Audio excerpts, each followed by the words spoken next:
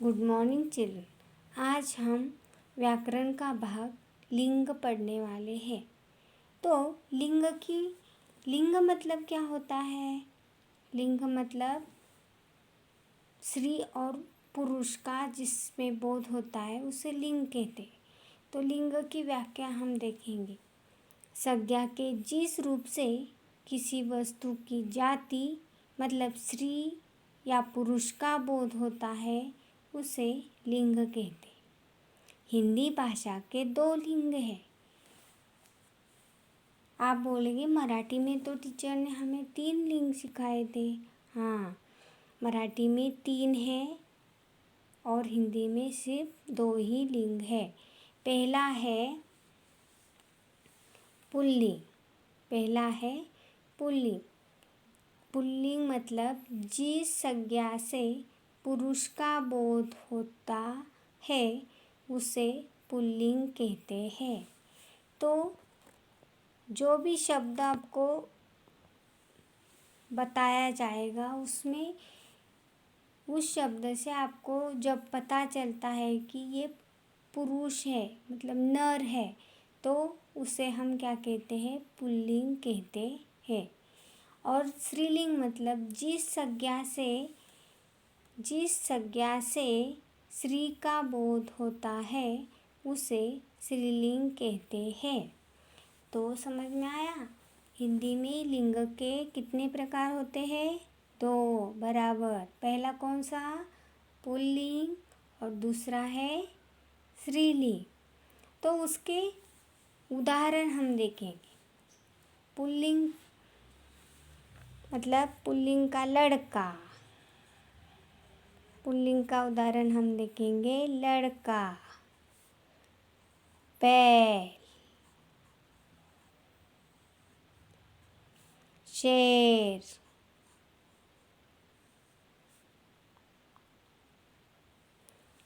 तो बहुत सारे उदाहरण हैं पुल्लिंग के। तो हम यहाँ उदाहरण के तौर पर 3 ही ले रहे हैं। तो पहला है लड़का, बैल और शेर। तो लड़का बोलने से हमें पता चलता है कि ये पुरुष जाति का है, इसलिए हमें लड़का का लिंग पहचानना हो तो क्या बोलेंगे? लड़का ये कौन सा लिंग है? लड़के का लिंग कौन सा है? पुल्लिंग। हाँ, तो बैल का भी लिंग कौन सा है? पुल्लिंग। और शेर का भी लिंग कौन सा है? पुल्लिंग। क्योंकि इन शब्दों से हमें पता चलता है कि इससे पुरुष जाति का बोध होता है। दूसरा हमने प्रकार देखा स्त्रीलिंग। तो स्त्रीलिंग में स्त्री जाति का बोध होता है। तो हम ऊपर के ही उदाहरण देखेंगे अब। लड़का, लड़की बराबर। बैल का क्या आएगा? गाय। शेर का क्या आएगा? शेरनी। Very good.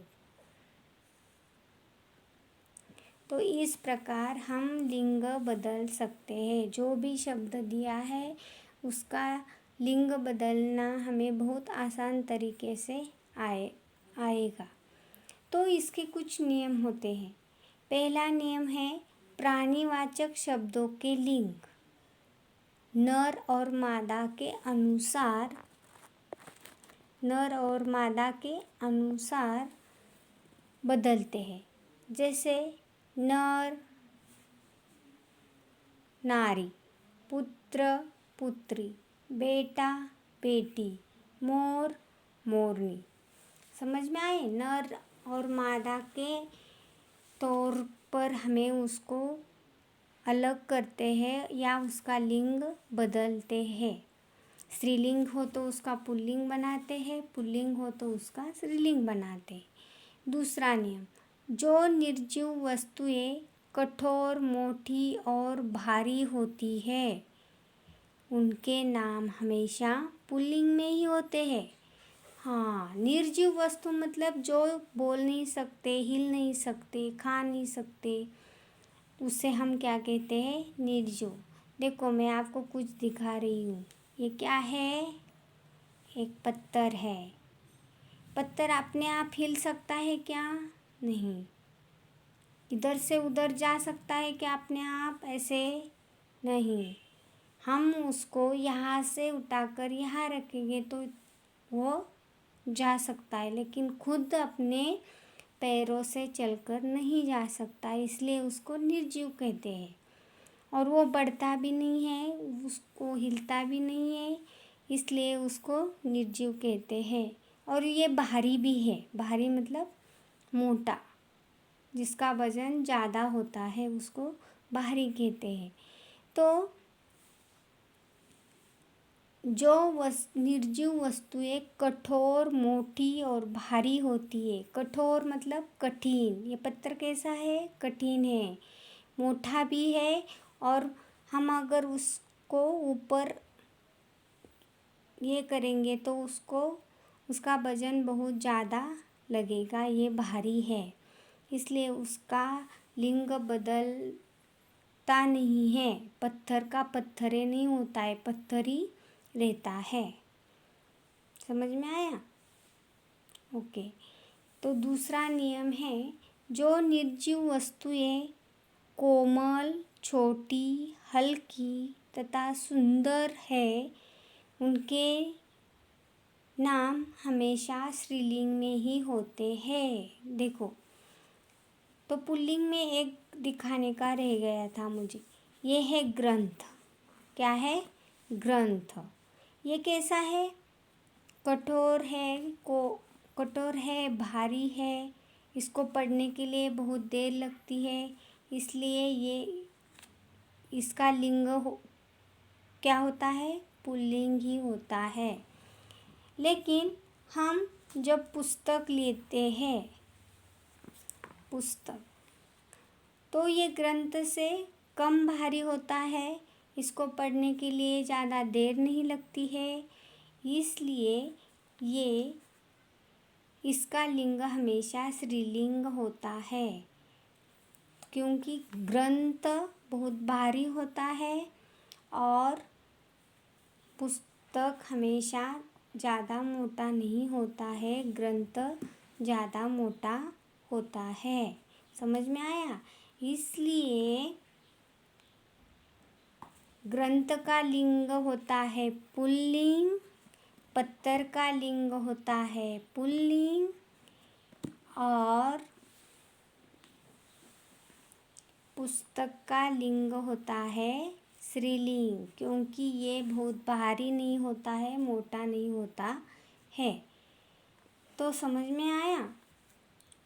इस प्रकार और भी उदाहरण हम देखेंगे। पेड़ बहुत बड़ा होता है, इसलिए पेड़ का लिंग हमेशा पुल्लिंग आएगा।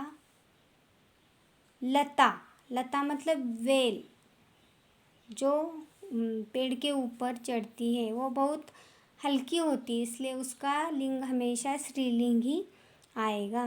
हथौड़ा बोलने से ही हमें समझ में आता है कि हथौड़ा कितना हेवी, भारी हो सकता है, इसलिए उसका लिंग हमेशा पुल्लिंग ही आएगा।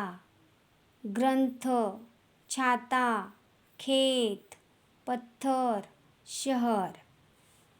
तो हथौड़ा का लिंग अगर बदलना हो तो हथौड़ी आएगा, पेड़ का लता आएगा, छाता,